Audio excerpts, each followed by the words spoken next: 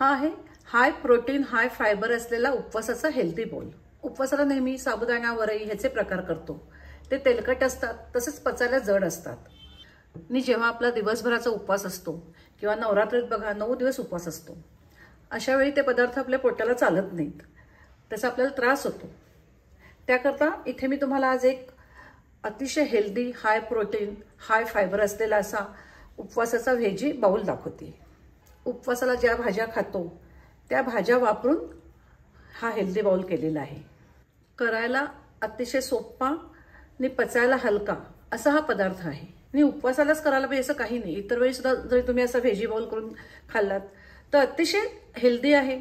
ब्रेकफास्टला, लंचला, डिनरला कशालाही चालेल अशी ही डिश आहे। इथे घेतलेल्या भाज्या जर तुम्ही आधी शिजवून ठेवून दिल्यात तर हा व्हेजी बाउल करायला अगदी 5 मिनिटं सुद्धा लागत नाही। नमस्कार, श्रेयाज रेसिपीमध्ये आपलं सगळ्यांचं खूप खूप स्वागत आहे। चला तर मग आता असा हा healthy high protein high fibre असलेला टेस्टी व्हेजी बाउल करूया। त्याकरता इथे एक रताळं घेतलेलं आहे, हे स्वच्छ धुवून घेतलेलं आहे। एक बटाटा घेतलेला आहे, 2 अळकुडी किंवा आरवी घेतलेले आहेत, लहान लाल भोपळ्याचा तुकडा घेतलेला आहे आणि एक काकडी घेतलेली आहे। तसंच अर्धे वाटी शेंगदाणे घेतलेले आहेत, ते मी आधीच भिजत ठेवलेले होते, एक 3-4 तास आधी भिजवायचे।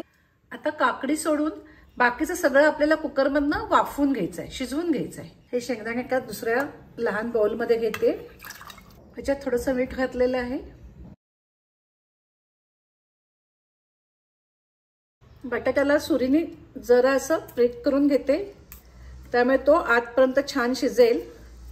ह्याला सुद्धा करून घेते असं केल्याने हे आतपर्यंत चांगलं शिजतं। आपल्याला हे चांगलं शिजवून घ्यायचं आहे, पण अगदी मऊ होता कामा नये। त्याच्याकरता कुकरच्या 2-3 शिट्या करून घ्यायच्या, जास्त नाही करायच्या।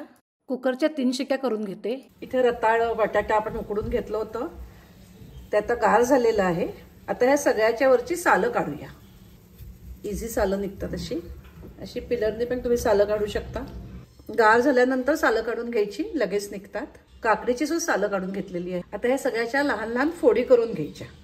इथे मुद्दाम मी अळकुडी घेतलेली आहे। अळकुडी अतिशय हेल्दी असते, अशी ती खाल्ली जात नाही। तुम्ही अशा प्रकारे करून खाल्लीत तर अगदी सगळ्यांना आवडेल। हे बघा, सगळ्या भाज्यांच्या बारीक बारीक फोडी करून घेतलेल्या आहेत। ज्या उपवासाच्या भाज्या असतात, ज्या तुम्हाला आवडतात त्या सगळ्या भाज्या तुम्ही इथे घेऊ शकता। सुरण सुद्धा घेऊ शकता। आता एका बाउलमध्ये ह्या सगळ्या भाज्या घेते। त्याच्या आधी तुम्हाला माझा व्हिडिओ आवडला तर लाईक करा, जास्तीत जास्त शेअर करा। माझ्या चॅनलवर तुम्ही नवीन असाल तर सबस्क्राईब करा, बेल आयकॉन बटन प्रेस करा। आता ह्याच्यामध्ये डाळिंबाचे थोडे दाणे मिक्स करते, हे ऑप्शनल आहे। आता ह्याच्यावर सैंधव मीठ घालूया, जे उपवासाला चालतं ते घालते। तुम्ही जे मीठ खात असाल ते घाला। थोडं काळं मीठ पण घालते, थोडी आमचूर पावडर घालते, अगदी थोडीशी घातली आहे। उपवासाला चाट मसाला तुम्ही खात असाल तर तो घातलात तरी चालेल। थोडे चिली फ्लेक्स घालते, थोडी मिरी पावडर घालते, थोडा लिंबाचा रस घालते। आता हे छान हलक्या हाताने मिक्स करून घेऊया। जे सगळे मसाले घातले, मीठ घातलंय, ते सगळं ह्याला छान लागलं गेलं पाहिजे। प्रत्येक फोडीला छान लागलं गेलं पाहिजे। असं टॉस करून घेतलं तरी चालेल। थोडी कोथिंबीर घालते। आता हे 5-10 मिनिट असंच राहू दे, ते छान मुरेल फोडींमध्ये। एका लहान कढईत 1 चमचा अमूल बटर घेते। हे बघा, अमूल बटर गरम करून घेतलेलं आहे, त्याच्यामध्ये जिरं घालते। आता हे आपल्याला या सगळ्या फोडींवर घालायचं आहे। इथे मी अमूल बटर घेतलंय, तुम्ही साजूक तूप घेतलं तरी चालेल। आता हे छान मिक्स करून घेऊया। ह्याच्यात सगळ्या चवी आहेत, तिखट, गोड, आंबट, तुरट सगळ्या चवी आहेत। त्यामुळे अतिशय टेस्टी आणि हेल्दी अशी ही आपली डिश आहे। ही डिश तुम्ही गार गरम कशी खाल्ली तरी छानच लागते।